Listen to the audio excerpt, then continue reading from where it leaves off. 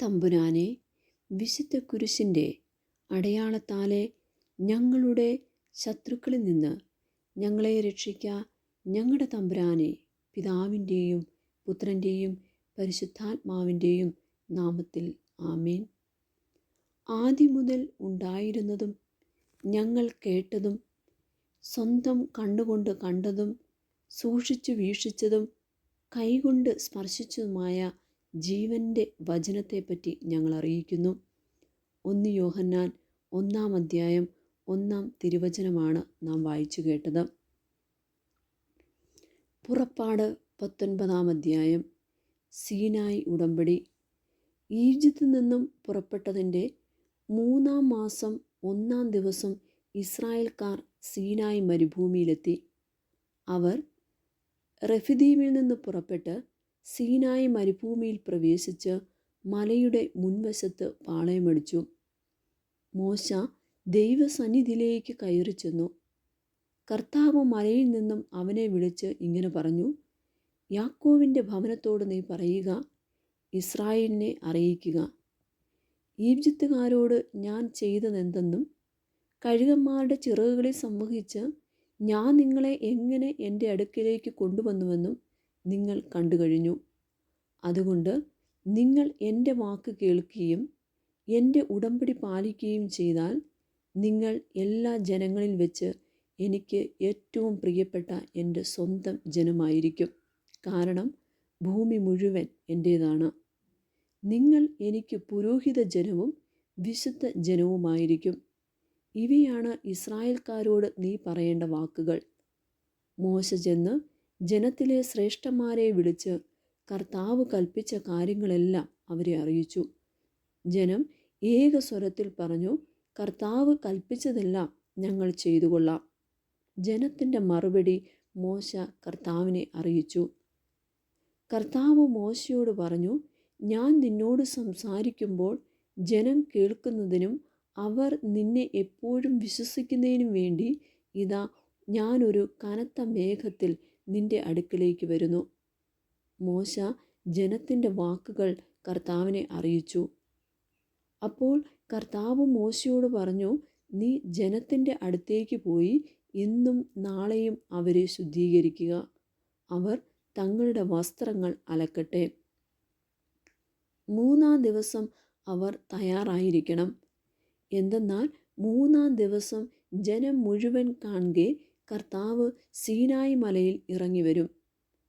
മലയ്ക്ക് ചുറ്റും ജനങ്ങൾക്ക് അതിർത്തി കൽപ്പിച്ചുകൊണ്ട് പറയണം: മലയിൽ കയറുകയോ അതിൻ്റെ അരികിൽ തൊടുകയോ ചെയ്യാതിരിക്കാൻ ശ്രദ്ധിച്ചുകൊള്ളുവിൻ.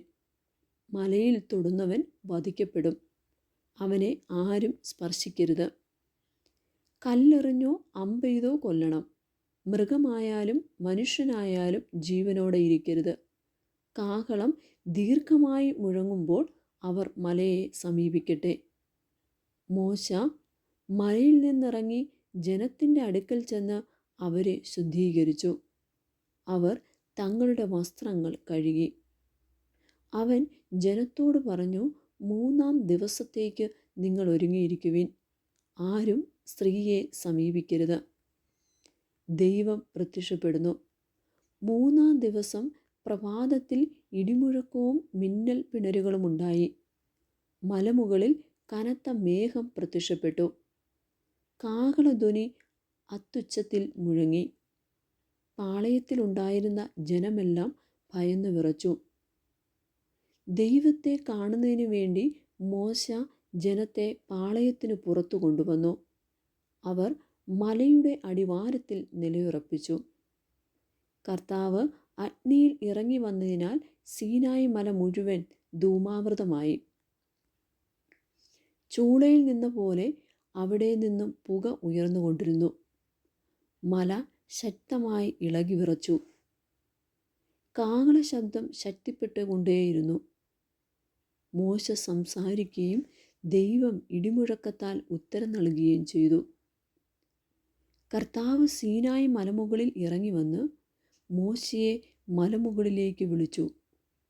അവൻ കയറി ചെന്നു. അപ്പോൾ അവിടുന്ന് അരുളി ചെയ്തു: നീ ഇറങ്ങിച്ചെന്ന് ജനങ്ങൾക്ക് മുന്നറിയിപ്പ് നൽകുക. അല്ലെങ്കിൽ അവരിൽ അനേകം പേർ കർത്താവിനെ കാണുന്നതിന് അതിർത്തി ലംഘിച്ച് അടുത്തു വരികയും തൽഫലമായി മരിക്കുകയും ചെയ്യും. കർത്താവിനെ സമീപിക്കുന്ന പുരോഹിതന്മാരും തങ്ങളെ തന്നെ ശുദ്ധീകരിക്കട്ടെ, അല്ലെങ്കിൽ കർത്താവിൻ്റെ കോപം അവരുടെ മേൽ പതിക്കും.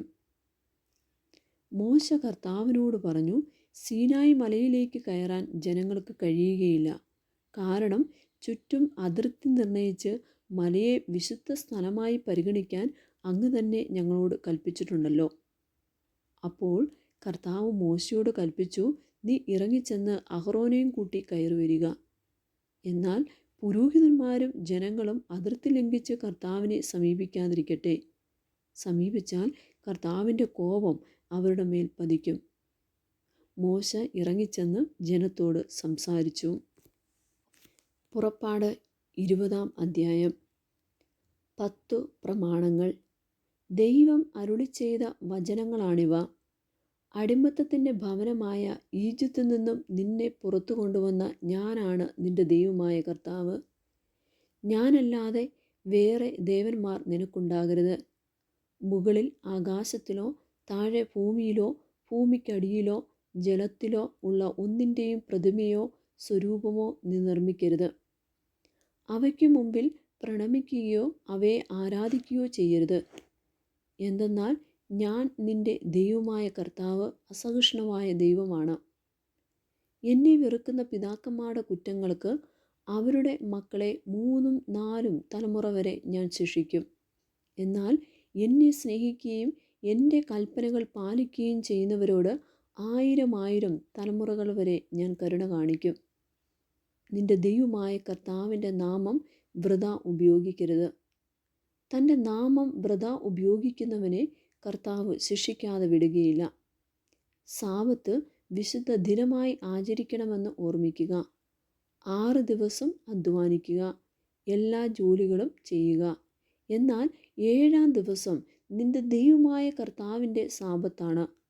അന്ന് നീയോ നിന്റെ മകനോ മകളോ ദാസനോ ദാസിയോ നിന്റെ മൃഗങ്ങളോ നിന്നോടൊത്ത് വസിക്കുന്ന പരദേശിയോ ഒരു വേലയും ചെയ്യരുത്.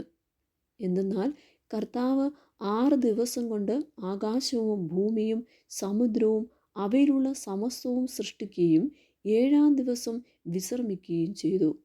അങ്ങനെ അവിടുന്ന് സാബത്ത് ദിനത്തെ അനുഗ്രഹിക്കുകയും വിശുദ്ധീകരിക്കുകയും ചെയ്തു. നിന്റെ ദൈവമായ കർത്താവ് തരുന്ന രാജ്യത്ത് നീ ദീർഘകാലം ജീവിച്ചിരിക്കേണ്ടതിന് നിന്റെ പിതാവിനെയും മാതാവിനെയും ബഹുമാനിക്കുക. കൊല്ലരുത്, വ്യഭിചാരം ചെയ്യരുത്, മോഷ്ടിക്കരുത്, അയൽക്കാരന് വ്യാജസാക്ഷ്യം നൽകരുത്, അയൽക്കാരൻ്റെ ഭവനം മോഹിക്കരുത്, അയൽക്കാരൻ്റെ ഭാര്യയോ ദാസനെയോ ദാസിയോ കാളയോ കഴുതയോ അവൻ്റെ മറ്റെന്തെങ്കിലുമോ മോഹിക്കരുത്. ജനം ഭയന്ന് വിറയ്ക്കുന്നു.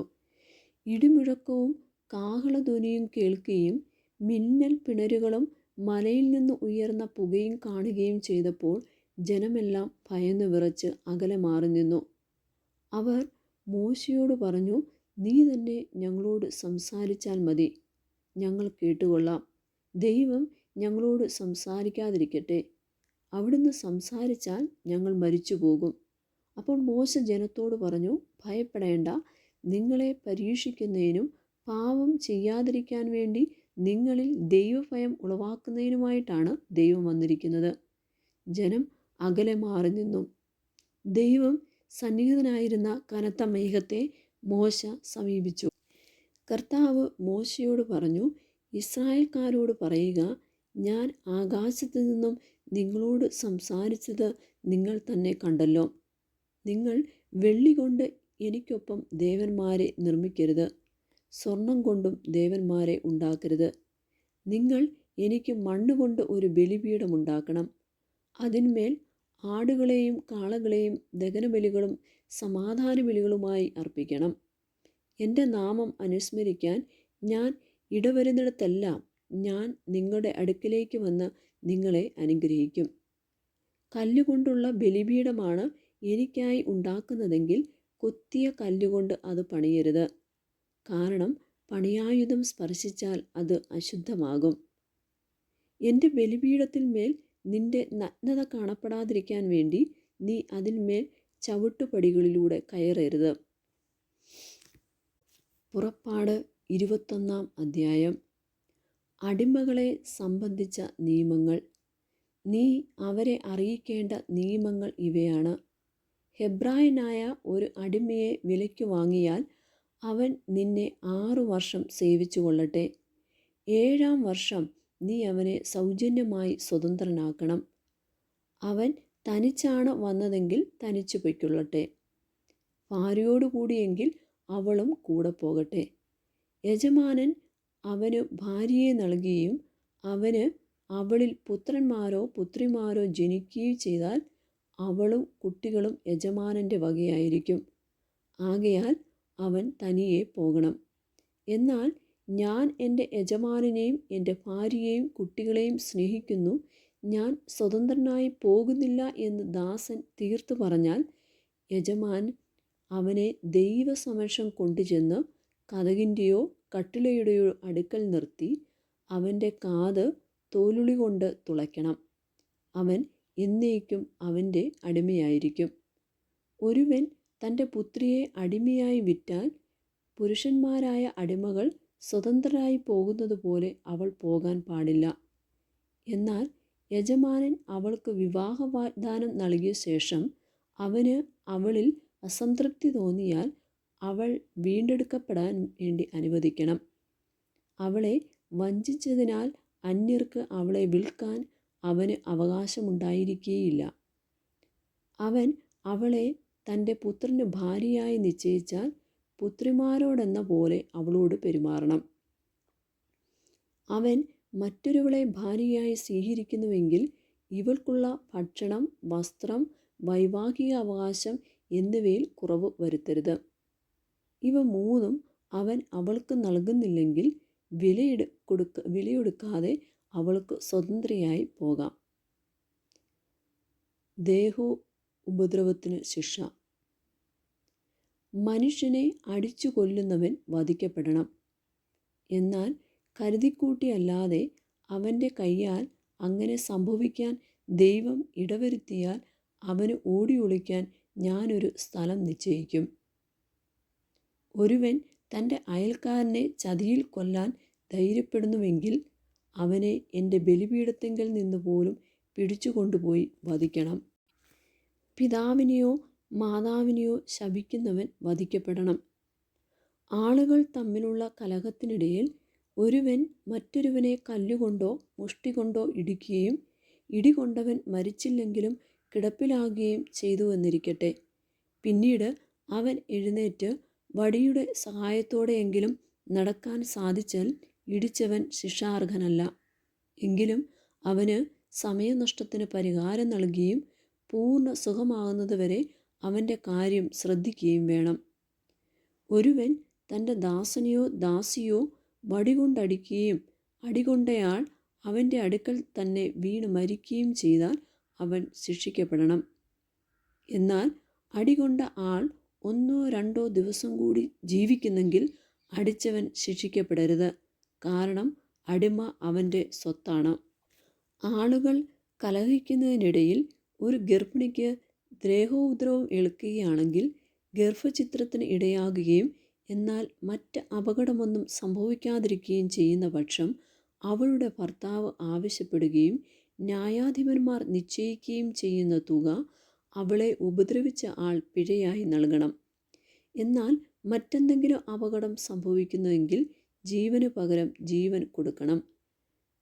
കണ്ണിനു പകരം കണ്ണ്, പല്ലിനു പകരം പല്ല്, കൈക്ക് പകരം കൈ, കാലിനു പകരം കാല്, പൊള്ളലിനു പകരം പൊള്ളൽ, മുറിവിന് പകരം മുറിവ്, പ്രഹരത്തിന് പകരം പ്രഹരം.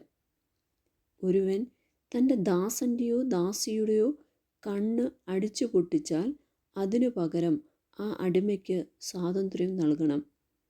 ഒരുവൻ തൻ്റെ ദാസൻ്റെയോ ദാസിയുടെയോ പല്ല് അടിച്ചു പറിച്ചാൽ അതിനു പകരം ആ അടിമയ്ക്ക് സ്വാതന്ത്ര്യം നൽകണം. ഉടമസ്ഥതൻ്റെ ഉത്തരവാദിത്തം. ഒരു കാള ഒരു പുരുഷനെയോ സ്ത്രീയോ കുത്തി കൊലപ്പെടുത്തിയാൽ അതിനെ കല്ലെറിഞ്ഞു കൊല്ലണം. ആരും അതിൻ്റെ മാംസം ഭക്ഷിക്കരുത്. കാളയുടെ ഉടമസ്ഥൻ നിരപരാധിയായിരിക്കും.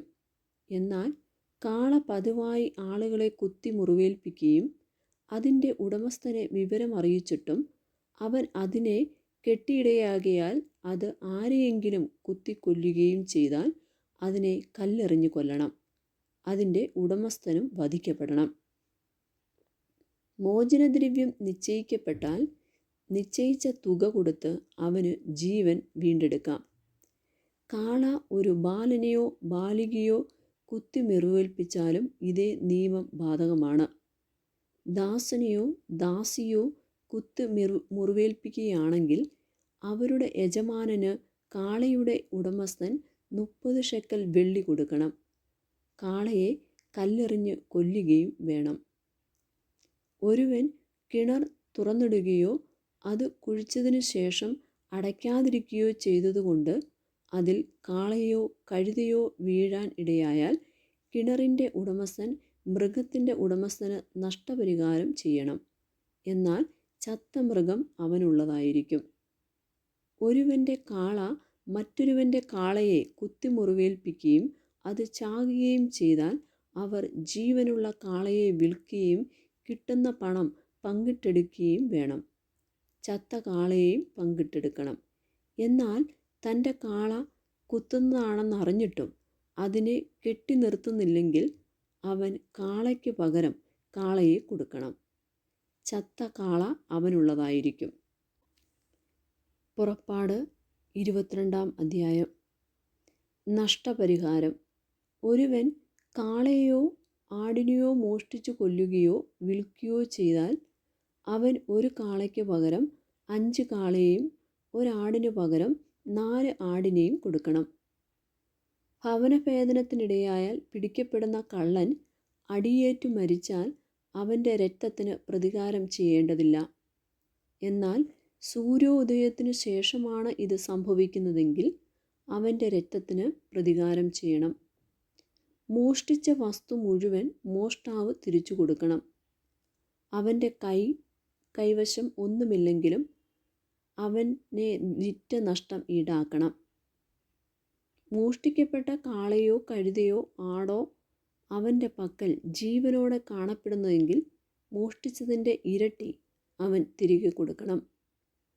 ഒരുവൻ മറ്റൊരുവൻ്റെ വയലിലോ മുന്തിരിത്തോട്ടത്തിലോ തൻ്റെ കന്നുകാലികളെ മേയ്ക്കുകയോ അവയെ അഴിച്ചുവിട്ട് മറ്റൊരുവൻ്റെ വയലിൽ മേയാൻ ഇടയാക്കുകയോ ചെയ്താൽ അവൻ തൻ്റെ വയലിലും മുന്തിരിത്തോട്ടത്തിലും നിന്നുമുള്ള ഏറ്റവും നല്ല വിളവ് നഷ്ടപരിഹാരമായി കൊടുക്കണം. മുൾപടർപ്പിന് തീ പടർന്നു പിടിച്ച് കൊയ്തുകൂട്ടിയ ധാന്യമോ കൊയ്യാത്ത ധാന്യമോ വയലിലോ കത്തി നശിക്കാനിടയായാൽ തീ കത്തിച്ച ആൾ നഷ്ടപരിഹാരം ചെയ്യണം. അയൽക്കാരൻ സൂക്ഷിക്കാൻ ഏൽപ്പിച്ച പണമോ സാധനങ്ങളോ ഒരു വീട്ടിൽ നിന്നും മോഷ്ടിക്കപ്പെടുകയും കള്ളനെ പിടികൂടുകയും ചെയ്താൽ മോഷ്ടിച്ചതിൻ്റെ ഇരട്ടി അവൻ തിരികെ കൊടുക്കണം. കള്ളനെ പിടികിട്ടിയില്ലെങ്കിൽ താൻ അയൽക്കാരൻ്റെ വസ്തുക്കളിന്മേൽ കൈവച്ചിട്ടില്ലെന്ന് വീട്ടുടമസ്ഥൻ ദൈവത്തിരുമുമ്പിൽ സത്യം ചെയ്യണം.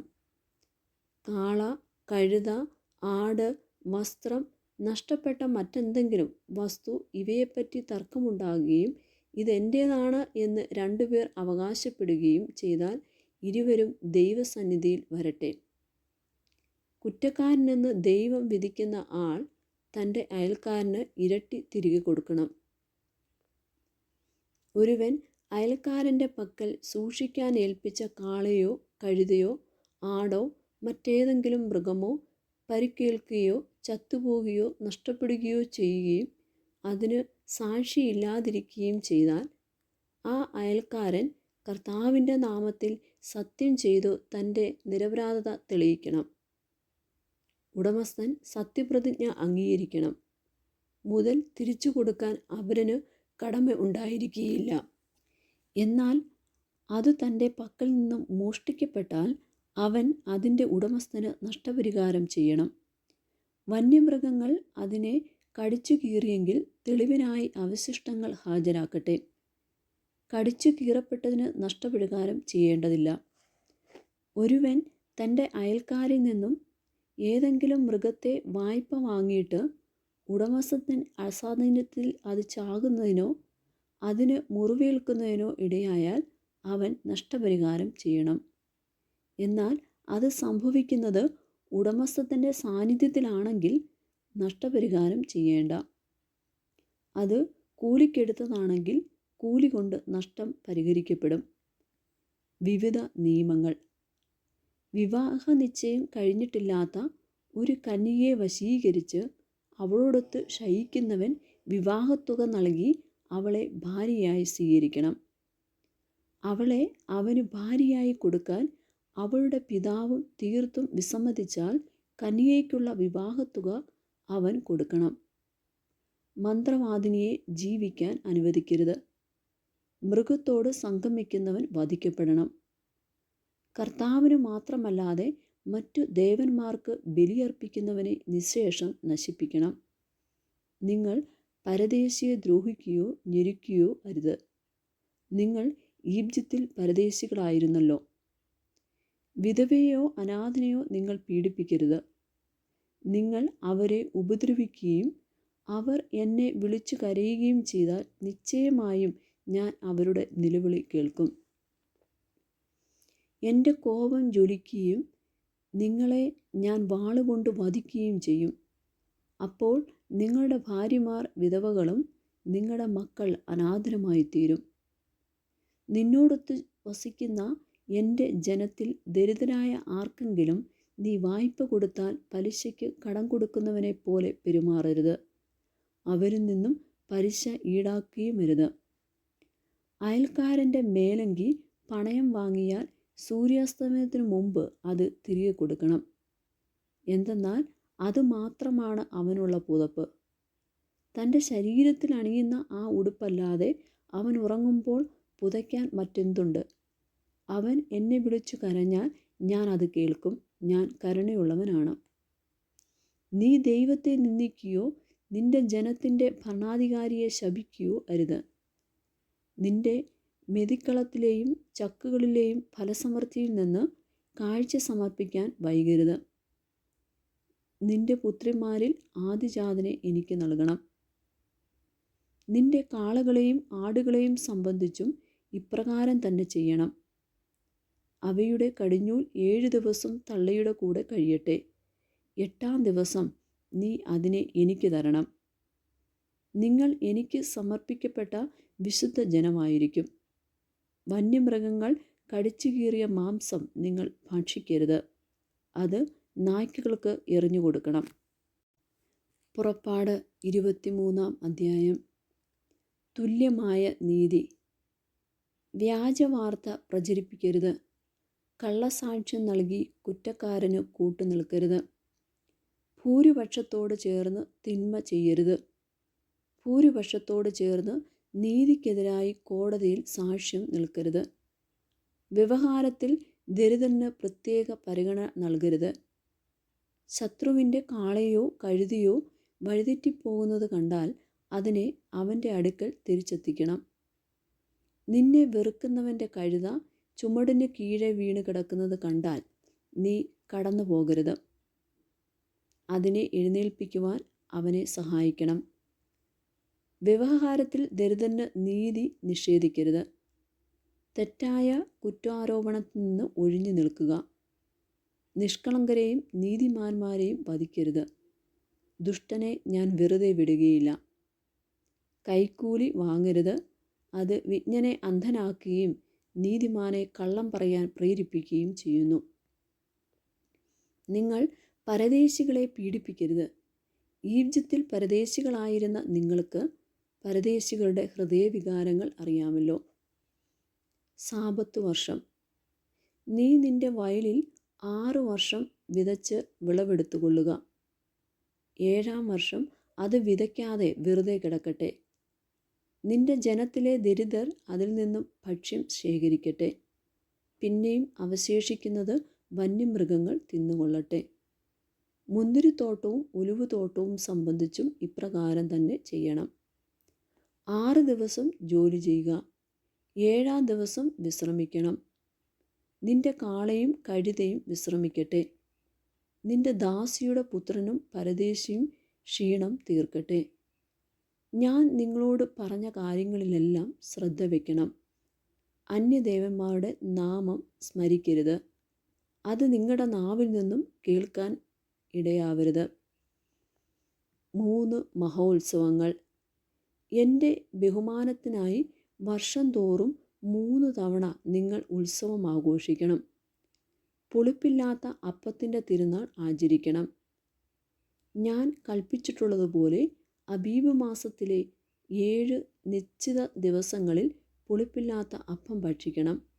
എന്തെന്നാൽ ആ മാസത്തിലാണ് നിങ്ങൾ ഈജിപ്തിൽ നിന്നും പുറത്തു വന്നത്. എൻ്റെ മുമ്പിൽ വെറും കൈയോടെ വരരുത്. വയലിൽ നിന്ന് ആദ്യ ഫലങ്ങൾ കൊയ്തെടുക്കുമ്പോൾ പുത്തിരിപ്പെരുന്നാളും വർഷാവസാനം പ്രയത്നഫലം ശേഖരിച്ചു കഴിയുമ്പോൾ സംഭരണ തിരുനാളും ആഘോഷിക്കണം.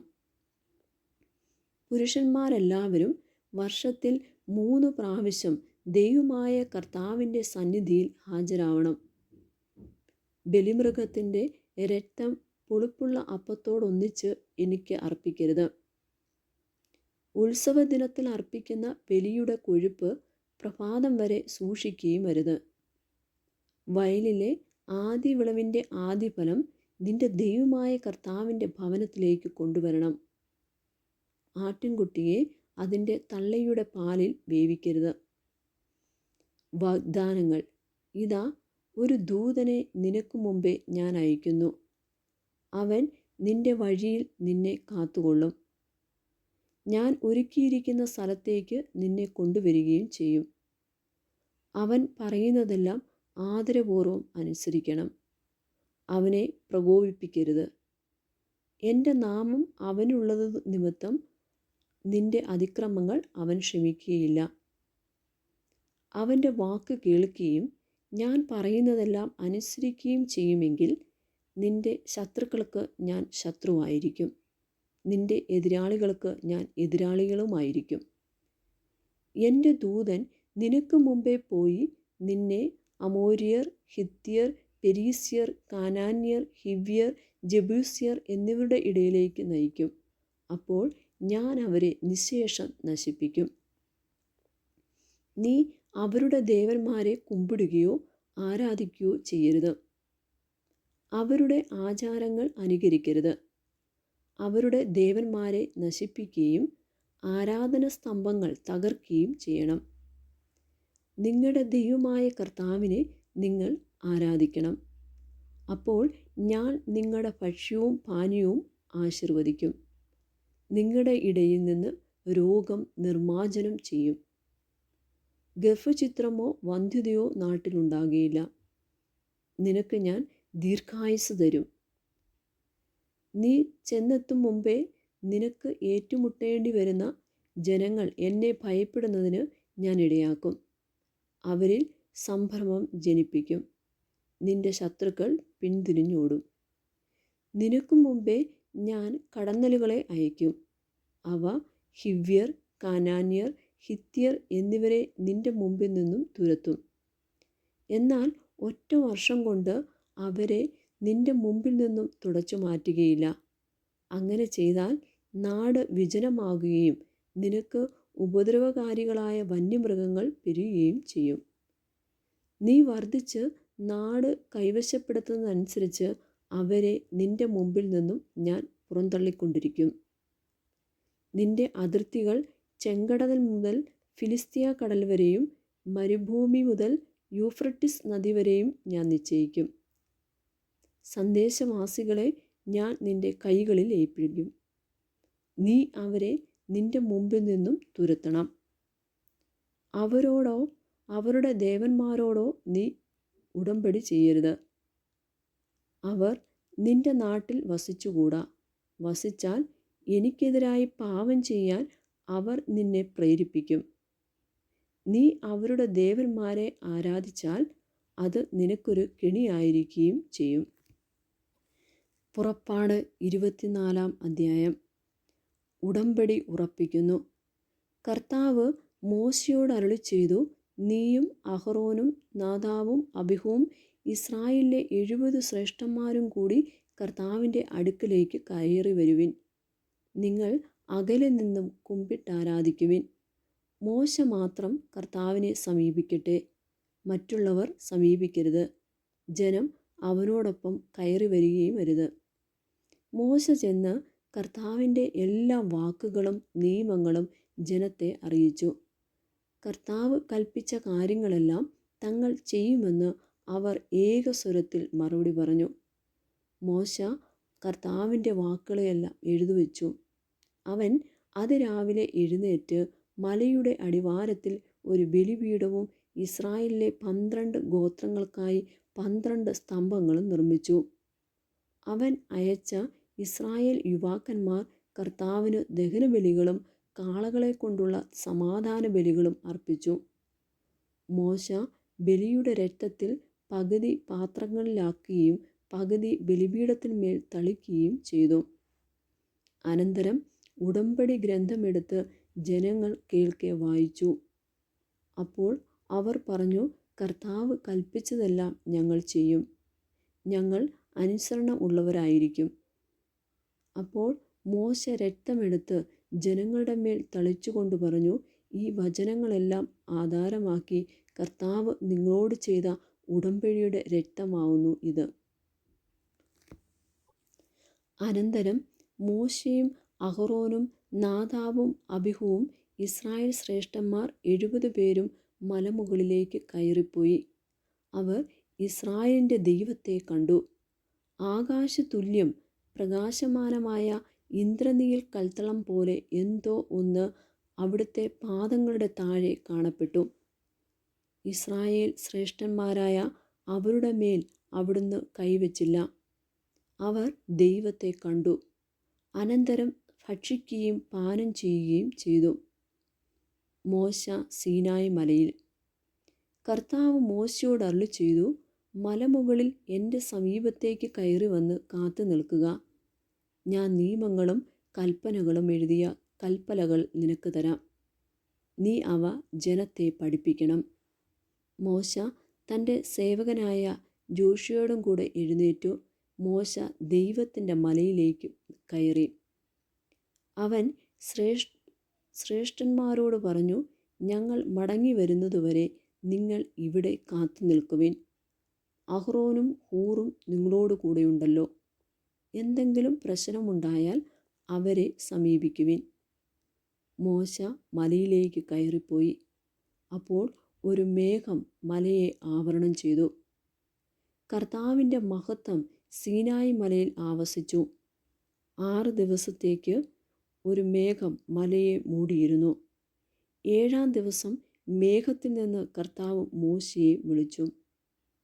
മലമുകളിൽ കർത്താവിൻ്റെ മഹത്വം ദഹിപ്പിക്കുന്ന അഗ്നിക്കു തുല്യം ഇസ്രായേലർ കാണപ്പെട്ടു.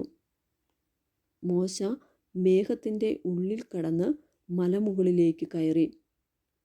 40 രാവും 40 പകലും അവൻ മലമുകളിലായിരുന്നു. നമ്മുടെ കർത്താവായ മിശിഹായ്ക്ക് സ്തുതി. സ്വർഗസ്ഥനായ ഞങ്ങളുടെ പിതാവേ, അങ്ങയുടെ നാമം പൂജിതമാകണമേ. അങ്ങയുടെ രാജ്യം വരണമേ. അങ്ങയുടെ തിരുമനസ്സ് സ്വർഗത്തിലെ പോലെ ഭൂമിയിലുമാകണമേ. അന്നു വേണ്ടുന്ന ആഹാരം ഇന്ന് ഞങ്ങൾക്ക് തരണമേ. ഞങ്ങളോട് തെറ്റിയുന്നവരോട് ഞങ്ങൾ ക്ഷമിച്ചിരിക്കുന്നത് പോലെ ഞങ്ങളുടെ തെറ്റുകൾ ഞങ്ങളോട് ക്ഷമിക്കണമേ. ഞങ്ങളെ പ്രലോഭനത്തിൽ ഉൾപ്പെടുത്തരുതേ, തിന്മയിൽ നിന്ന് ഞങ്ങളെ രക്ഷിച്ചു കൊള്ളണമേ. ആമേ. നന്മ നിറഞ്ഞ മറിയമേ സ്വസ്തി, കർത്താവ് അങ്ങയുടെ കൂടെ സ്ത്രീകളിൽ അനുഗ്രഹിക്കപ്പെട്ടവളാവുന്നു. അങ്ങയുടെ ഉദരത്തിൽ ഫലമായി ഈശോ അനുഗ്രഹിക്കപ്പെട്ടവനാവുന്നു. പരിശുദ്ധ മറിയമേ, തമ്പുരാൻ്റെ അമ്മേ, പാപികളായി ഞങ്ങൾക്ക് വേണ്ടി എപ്പോഴും ഞങ്ങളുടെ മരണസമയത്തും തമ്പുരാനോട് അപേക്ഷിച്ചു കൊള്ളണമേ. ആമേൻ. പിതാവിനും പുത്രനും പരിശുദ്ധാത്മാവിനും സ്തുതി, അതിലെ പോലെ ഇപ്പോഴും എപ്പോഴും എന്നേക്കും. ആമേൻ.